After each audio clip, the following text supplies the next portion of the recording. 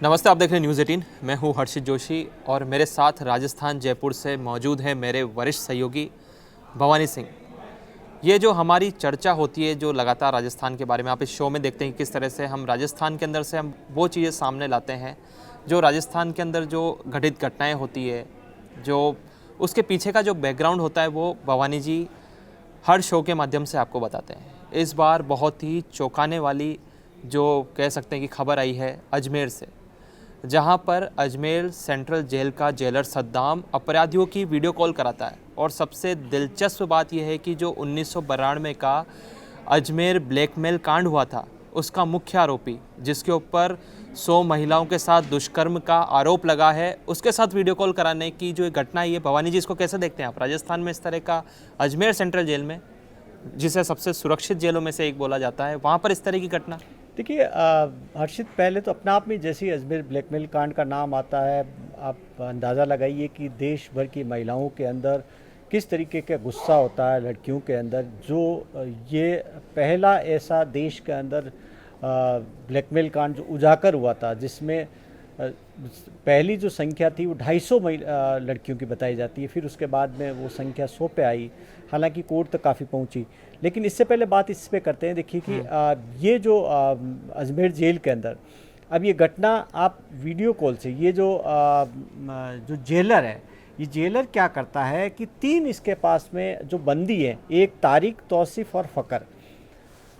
अब इसके अंदर ये क्या करता है कि जो नफीस चिश्ती को वीडियो कॉल करता, उसी के चैम्बर के अंदर तीनों बैठे हुए हैं, तीनों को अपने चैम्बर में बैठा रखा, आराम से बैठे हुए हैं। और उसके बाद में वो नफीस चिश्ती को फ़ोन लगाता है और वीडियो कॉल करता है, और उसके बाद में तीनों से एक एक करके बात कराता है। आराम से, तसल्ली से बात हो रही है। जिस तरीके से मोबाइल पे बात हो रही है, उससे ऐसा लग रहा है कि नफीस चिश्ती से जेलर सद्दाम का मानो बहुत पुराना रिश्ता हो और कोई ख़ास संबंध है।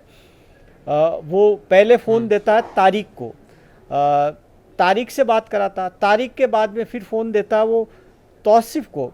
अब देखिए कि तौसीफ कौन है। अपने आप में और भी चौंकाने वाली बात है, तौसीफ जो आतंकी संगठन है बब्बर खालसा इंटरनेशनल, उसका आतंकी है। इस पर आरोप ये है कि ये जो बब्बर खालसा के आतंकी है, उनको हथियार मुहैया कराए इसने, ये ड्रग्स मुहैया करा रहा था। तो एक तरह से उनके लिए लगातार काम करने वाले उस आतंकी संगठन से जुड़े सदस्य की बात किससे करवा रहा? नफीस चिश्ती से। नफीस चिश्ती वो जो अजमेर ब्लैकमेल कांड का मास्टरमाइंड है। पहले तो ये देखिए कि इस जेलर को ये न तो शर्म आई, न संकोच हुआ, न इसको ये कि वो एक जेल का एक अधिकारी है, उसकी एक जिम्मेदारी बनती है। और किस जेल के अंदर है? उस अजमेर की हाई सिक्योरिटी जेल के अंदर, जो देश की गिनी चुनी जेलों में से एक मानी जाती है, जो सुरक्षित जेलें मानी जाती। हालांकि अब सुरक्षित नहीं कहेंगे, क्योंकि इससे कुछ वक्त पहले ही यहाँ पर 29 जून को ही जो कुख्यात डकैत है जगन गुज्जर, उसकी हत्या इसी जेल के अंदर हुई है। तो उस आराम से बात करा था। अब आप देखिए कि पूरी बातचीत का जो टोन है, लहजा, उससे जो वीडियो है, उससे वीडियो कॉल में साफ नज़र आ रहा है कि बिल्कुल तसल्ली से बात हो रही है। फिर उसके बाद में नफीस कहता क्या है? नफीस कहता है कि इनका ध्यान रखिएगा, इनको कोई परेशानी नहीं हो। एक नरेंद्र का नाम का और लिया जाता कि मैंने उसको भेजा, यानी कि जेल के अंदर कुछ सामान शायद नफीस वहाँ पर पहुँचा रहा होगा जेलर के माध्यम से, और जो बाकी व्यवस्थाएं जिस तरीके से कर रहा होगा, ऐसी अंडरस्टैंडिंग। ऐसा लग रहा है कि जेल नहीं मानो कि कोई घर हो, कोई दावत खाना हो, कोई पार्टी चल रही हो। इतनी इस तरीके का ये शायद देश में शायद पहला खुलासा होगा अपने आप में, जब इस तरीके से हो रहा हो। अभी तक आप हर्षित आपने जब भी सुनी होगी, जब ये सुना होगा कि जेल के अंदर से मोबाइल बरामद कर लिए गए, या जेल के अंदर कोई नशे का सामान मिल गया होगा, पुड़िया फेंक दी गई होगी। लेकिन इस तरीके से, वो भी वीडियो कॉल से, और वो भी जेलर जिसका है, अब जिसका काम है ये इस पर नज़र रखना, निगरानी रखना। हालांकि अभी अब उस जेलर को सस्पेंड कर दिया सरकार ने, उसके खिलाफ एक्शन लिया, लेकिन ये एक्शन काफ़ी नाकाफ़ी है। और ख़ास तौर पर भवानी जी जिस तरह से जो सद्दाम है, जेलर है, वो नफीस को बोलता है ओके चाचा। मतलब ऐसा लग रहा था कि घर के अंदर बैठे हुए हैं, वो मान लो सेंट्रल जेल ना हो, वहाँ पर कैदी ना हो, जबकि पारिवारिक सदस्य बैठे हैं और आराम से वो हंसी मजाक कर रहे थे वीडियो कॉल पे। ये कितना संगीन है। और आपने खुद बताया कि वहाँ पर बब्बर खालसा से जुड़ा हुआ जो आतंकी है, उसकी वीडियो कॉल कराई जा रही थी। ये तो बहुत गंभीर प्रश्न खड़े करता है। देखिए, बिल्कुल अपने आप में काफ़ी गंभीर है। और वो तो जैसे ओके चाचा बोल रहा है उससे ही लग रहा है कि कितना कंफर्टेबल है, और बात करने का अंदाज से ही लग रहा है कि कोई ऐसा नहीं है कि किसी ने किसी के माध्यम से अचानक बात की हो। ऐसा लग रहा है कि शायद लगातार बात हो रही होगी। ये खुलासा हो गया। इसका मतलब ये है कि सद्दाम से जब चाहे नफीस सद्दाम के ज़रिए इन कैदियों से इनसे बात करता रहा। इसके अंदर अब कार्रवाई होगी वो अलग बात है, लेकिन अभी आप देखिए कि इसी जेल के अंदर 3 दिन पहले का एक वाक्य और हो जाता है। एक जेलर महिला प्रहरी है, वो क्या करती है कि 2 महिला बंदियों को जेल से बाहर प्राइवेट गाड़ी के अंदर लेकर बाहर चली जाती है और बाहर घुमा दिया आराम से जेल के अंदर। तो अब जेल एडमिनिस्ट्रेशन अजमेर का कर क्या रहा है इससे पता लग रहा है। हालांकि उसको भी उसके खिलाफ भी कार्रवाई हुई सस्पेंड करके, और जांच उसके अंदर जांच बैठा दी गई, लेकिन जांच करना सस्पेंशन करना ये नहीं है। सवाल ये है कि अजमेर जेल के अंदर आखिर जो जेल एडमिनिस्ट्रेशन है वो काफ़ी उस पर गंभीर चार्जेज है, और ये चार्जेस तब और आए थे जब 29 जून को जब डकैत जगन गुज्जर की हत्या की थी। वो जगन गुज्जर जो चंबल का लास्ट डकैत और सबसे कुख्यात डकैत माना जाता था, जिसका राजस्थान, मध्य प्रदेश और उत्तर प्रदेश 3 प्रदेश का वांटेड डकैत था जगन गुज्जर। उसको अजमेर की हाई सिक्योरिटी जेल के अंदर रखा गया, और आप देखिए कि जब उसकी हत्या की गई थी, जिस सेल के अंदर था अजमेर की हाई सिक्योरिटी जेल में, बैरक्स के अंदर भी सीसीटीवी कैमरे लगे हैं। पूरी जेल के अंदर सीसीटीवी कैमरे हैं, और हर बैरक के अंदर अलग कैमरे भी लगा रखे हैं। उस टाइम जब इसकी हत्या की गई थी तब जगन के जिस सेल के अंदर था उसका कैमरे पे आप देखिए कि उसको कवर कर दिया गया, और उसके बाद में उसकी हत्या कर दी गई। जिस विष्णु ने हत्या की थी उसने खुद ने आराम से खुशी खुशी जिम्मेदारी ले ली, और ये भी आप देखिए कि 5 घंटे तक जेल एडमिनिस्ट्रेशन को पता ही नहीं लगता कि उसकी हत्या हो गई। तो अजमेर जेल के अंदर अगर ऐसा हो रहा है तो आप अंदाज़ा लगाइए कि जेलों की क्या स्थिति है। और अजमेर जेल के अंदर इसी मतलब ये कह सकते हैं ना अपन अजमेर जेल के लिए तो हम ये कह सकते हैं ना कि अंधेरी नगरी का चौपट राजा, ये वाली कहावत ही हो रही है। जेलर साहब भी खुद जब वीडियो कॉल करवा रहे हैं, और वहाँ पर आपने कहा जिस तरह से कुख्यात अपराधी जगन गुज्जर की हत्या हो जाती है, किसी की हत्या हो रही है, कोई वीडियो कॉल करा रहा है, मतलब मन में आया जो हो रहा है वहाँ पर। और एक सवाल ये भी था भवानी जी, जो नफीस था वो कहाँ था जब उससे वीडियो कॉल करवाई जा रही थी? नफीस देखिए आराम से अपने घर से बात कर रहा था, उस वक्त आराम से बैठा हुआ जैसे उसकी आप तस्वीर देखेंगे उससे वो भी देखेंगे। और नफीस आप देखिए कि अजमेर दरगाह से जुड़े हुए, ये खादिम परिवार से जुड़े हुए लोग हैं। और आप अजमेर दरगाह के अंदर जो खादिमों की जो चिश्ती परिवार है, ज़्यादातर खादिम है इनके परिवार से जुड़े हुए। और इस पर आरोप यही नहीं है कि अजमेर ब्लैकमेल कांड का मास्टरमाइंड था। ये बुकी सट्टे का काम करता था, और क्रिकेट का सट्टा लगाता था। 5.5 करोड़ के सट्टे एक बार सट्टा लगाते हुए एक IPS ने इनको पकड़ा था, विकास कुमार ने। एक बार इन्होंने गुजरात पुलिस ने के वांटेड स्मैक के अंदर था, उसकी तस्करी कर रहा था। तो ऐसा अपराधी आप अजमेर ब्लैकमेल कांड से जैसे ही इसने जमानत पे छूटा, उसके बाद में इसने सट्टा लगाना शुरू कर दिया, इसने ये स्मैक बेचना शुरू कर दिया, यानी कि हर तरीके के अपराध में लिप्त था। और थोड़ा सा इसको पीछे ले जाते हैं, देखिए कि जो अजमेर ब्लैकमेल कांड है अपना आप में काफ़ी हिला देने वाला कांड था। आप उसका मास्टरमाइंड है, आप देखिए कि उससे बात करा रहे हैं, अपना आप ही बड़ी बात है। ये नफीस चीज़ भवानी जी, जिस तरह से ये नफीस है, इसको सजा हुई थी, या ये जेल के बाहर पैरोल पे है, या जमानत पे छूटा हुआ है, या ये सजा कंप्लीट कर चुका है? देखिए नफीस चिश्ती को आजीवन कारावास की सजा हुई है, ये अभी जमानत पर है। 2024 में ही नफीस चिश्ती समेत 6 आरोपियों को सजा हुई थी। अजमेर ब्लैकमेल कांड में कुल 18 आरोपी है। 18 आरोपियों में से 15 को सजा हो चुकी है, 9 को पहले सजा हो गई थी, और ये 6 को अभी 2024 में सजा सुनाई। एक अभी भी फरार है जो अमेरिका के अंदर है, एक ने सुसाइड कर लिया। और अभी इस पूरे केस के अंदर जो 18 पीड़िताएं थी जो कोर्ट के अंदर गवाही देने पहुंची थी, बाकी विटनेस के लिए नहीं आई थी इस पूरे मामले में। ये जब आप देखिए कि ये हुआ कैसे, अपना आप में बड़ी चौंकाने वाली बात है कि अजमेर के अंदर सोफिया कॉलेज काफ़ी नामी कॉलेज मानी जाती है, और उस वक्त अपना आप में राजस्थान ही नहीं देश भर में सोफिया कॉलेज का नाम था, जिसमें प्रतिष्ठित घरों की लड़कियां वहाँ पर पढ़ती थी।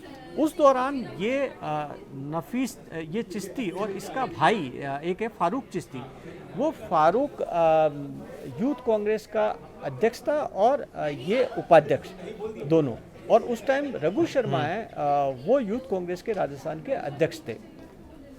इन दोनों ने अजमेर के अंदर काफ़ी सारे चिश्ती परिवार के लोगों को संगठन में इन्होंने शामिल कर लिया था, और उसके बाद में इन लड़कियों को, इनमें से कुछ को तो ये लालच दिया गया कि वो उनको संगठन से जोड़ेंगे, कुछ को किसी मदद के नाम पर बुलाया गया और ब्लैकमेल करना शुरू किया। उसमें से सबसे पहले एक लड़की को ब्लैकमेल किया, उसके साथ इन्होंने उसका शोषण किया, उसके साथ रेप किया, और ये फार्म हाउस पर पार्टियां करते थे वहाँ पर। आरोप कई सारे हैं कि ये भी आरोप है कि ये जो इनको मजबूर करके लड़कियों को कई लीडर्स के पास ले जाते थे, कई सारे इन पर संगीन आरोप है, और ये संख्या काफ़ी बड़ी है। अजमेर के जो स्थानीय पत्रकार 250 तक बताते हैं इसकी संख्या, हालांकि औपचारिक रूप से जो क्योंकि 18 लड़कियां जब लास्ट में गवाही देने पहुंची तो वो है संख्या, लेकिन यह आंकड़ा काफ़ी बड़ा रहा अपने आप में।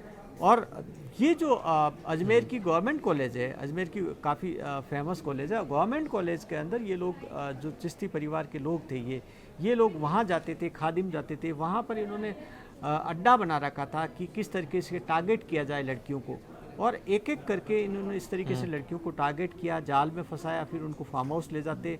कहा जाता था कि नशीली इन्होंने दवाइयाँ दी इन्होंने इनको, और उसके साथ में इनके साथ में गैंगरेप तक हुए।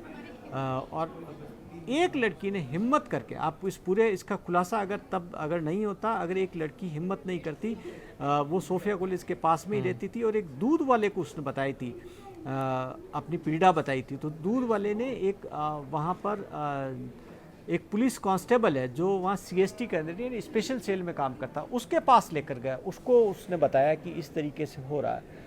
तो कांस्टेबल ने, उससे हमने बात भी की थी, मैं उससे मिलने गया था अजमेर, उसने बताया था कि क्योंकि काफ़ी संवेदनशील मामला था और क्योंकि वो स्पेशल सेल में थे, तो उन्होंने लड़कियां वहाँ पर आने को तैयार नहीं हुई थाने, तो अपने घर पर बुलाया और अपनी पत्नी के सामने लड़कियों से बात की, पूरी कहानी उनकी सुनी। बहुत कह रहे हैं कि काफ़ी मुश्किल स्थिति थी, सब पूरा नोट किया, और नोट करके पूरी एक रिपोर्ट बनाकर उन्होंने न सिर्फ कंसर्निंग थाने को, SP को दी थी रिपोर्ट। उसके बाद में भी तकरीबन 1 महीने तक कुछ नहीं हुआ। इस पूरे केस को दबाने की काफ़ी कोशिश की गई, और काफ़ी मुश्किल से, अगर ये मीडिया में उस वक्त नहीं आता तो शायद पूरा मामला दब जाता। इसमें कई बड़े बड़े नाम जिन लोगों के शामिल थे, और एक लीक होने की वजह ये नहीं थी कि अजमेर में क्योंकि ये जो ब्लैकमेल करने के लिए जो फ़ोटो लेते थे, उस वक्त तस्वीरें ली जाती थी, तो न्यूड फ़ोटो लेते थे इनकी। और अजमेर में एक भरोसा कलर लैब है, वहाँ पर ये उन फोटो की, क्योंकि पहले जब ये कॉपी दी जाती थी, उसकी रील उससे फ़ोटो बनवाई जाती, तो बनवाने के लिए दी गई थी, तो उसने अपने एक पड़ोसी को बता दिया था। ऐसे करके बात फैलती गई आगे, फिर पता लगा था कि इस तरीके से हो रहा है। अब क्योंकि पूरा मामला जिसमें जिन जिन परिवारों की लड़कियां थी, उसमें से कई तो अजमेर के अंदर भी अच्छे पदों पर तैनात थे अफसर, उनसे जुड़ी हुई थी, तो काफ़ी संवेदनशील मामला था, सरकार के लिए भी काफ़ी मुश्किल हो रहा था। तो इस पूरे मामले को, लेकिन नहीं, ये आपने जिस तरह से बताया ना कि ये परिवार जो थे, परिवारजन काफ़ी प्रभावशाली परिवारों की जो बच्चियां थी सोफिया स्कूल के अंदर, तो जो ये दरिंदगी का काम है ये 1992 में भी हुआ था, अजमेर ब्लैकमेल कांड वाला। उसके बाद लगातार आप देखिए ना, इनका पूरा परिवार तो इसी के अंदर शामिल है, आज भी वो जेल के अंदर है, चल रहा है ये लगातार काम इस तरह का। चाहे वो अब ब्लैकमेलिंग ना हो तो दूसरे धंधे तो चल ही रहे, जिसमें ये कोई चाचा है, कोई ताऊ है, ये सब रिश्तेदार तो जेल के अंदर है। एक बार बैठा हुआ है दरिंदा, वो जमानत मिली हुई है उसको।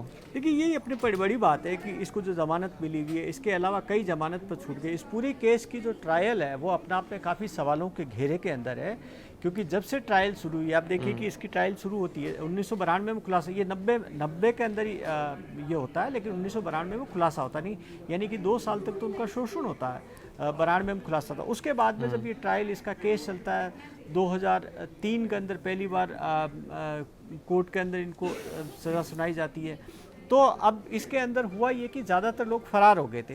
ये नफीस फरार हो गया। नफीस 2003 के अंदर दिल्ली के अंदर दिल्ली पुलिस ने इसको बुरके के अंदर पकड़ा था, ये भी भाग गया था। तो ज़्यादातर आरोपी थे भागे गए या भगाए गए। आरोप ये भी है कि कई ऐसे पॉलिटिकल पर्सन्स जो बड़े नेता, जिनका बड़ा नाम है राजस्थान की सियासत में भी, कह रहे हैं इनको बचाने का काम किया, कई पुलिस के ऐसे बड़े अधिकारी जिनको कह रहे हैं कि इसी वजह से इस ब्लैकमेल कांड के अंदर जो रिपोर्ट दी थी, जो बनाई थी चार्जशीट, वो कमज़ोर चार्जशीट बनाई थी, उसका उनका इनाम अलग तरीके से फ़ायदा दिया गया, लेकिन उसका नुकसान ये हुआ कि आज देखिए कि आज नफीस जैसे बाहर बैठे हुए हैं उस कमज़ोर चार्जशीट की वजह से। इसको आजीवन कारावास की सज़ा है, लेकिन जिस तरीके की जो जांच थी उसके अंदर, उसी में धीरे धीरे आरोपी छूटते गए।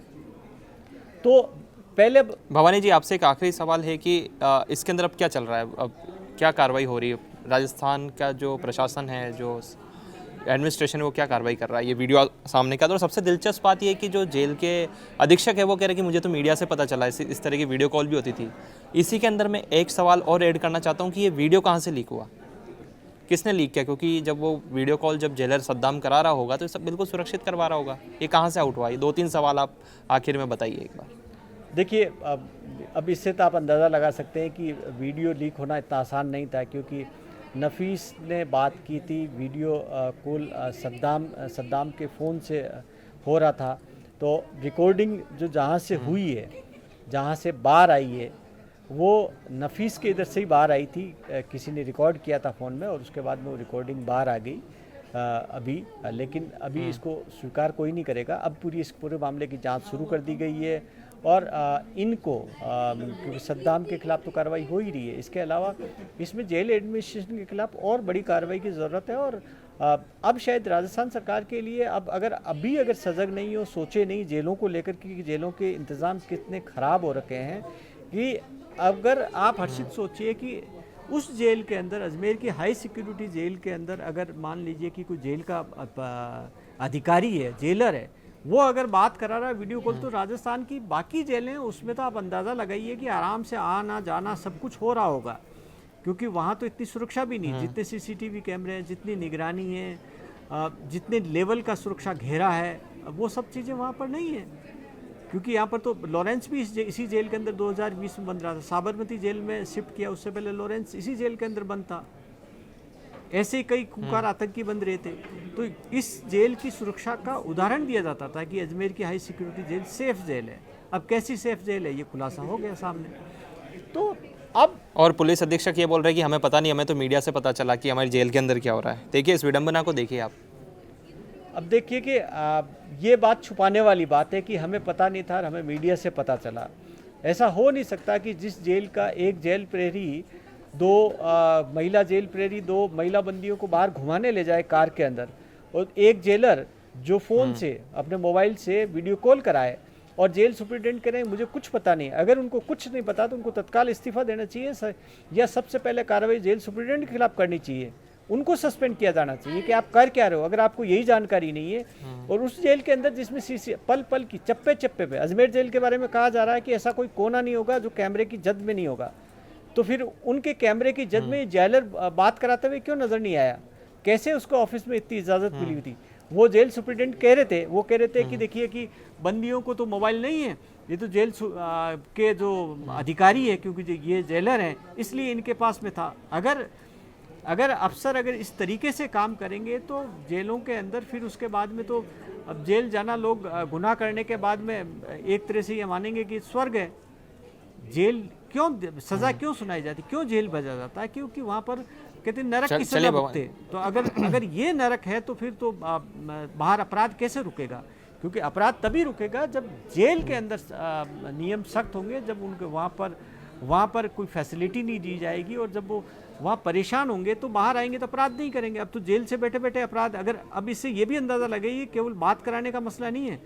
अब ऐसा तो नहीं है कि वो बाहर जो अभी धमकी दी जाती है अलग अलग कई तरीके के, जैसे लॉरेंस गैंग को ऑपरेट करती है जेल से, कैसे यही अपराधी अजमेर जेल के अंदर बैठकर, ऐसा तो नहीं है कि अंदर बैठकर बाहर हत्याएं करा रहे हो, बाहर रंगदारी वसूल रहे हो, ये सब चीज़ें। तो जेल अपने आप में अपराध के अड्डे बन जाए तो आप देखिए कि समाज के लिए कितना खतरनाक है।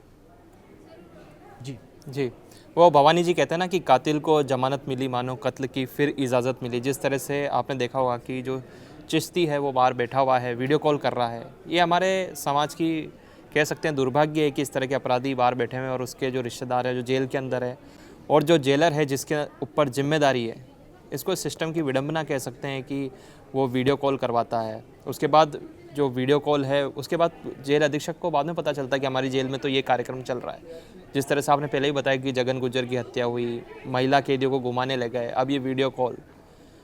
तो उम्मीद है जिस तरह की जो दृश्य सामने आ रहे हैं अजमेर जेल से, तो काफ़ी दुर्भाग्यपूर्ण है एक हमारे सिस्टम के लिए भी, हमारे लिए भी, कि किस तरह से जो कह सकते हैं कि बलात्कार किए महिलाओं का, जिनके साथ यौन शोषण हुआ, वो अपराधी आराम से बैठे बैठे अपने रिश्तेदारों के साथ जेल के अंदर वीडियो कॉल कर रहा है।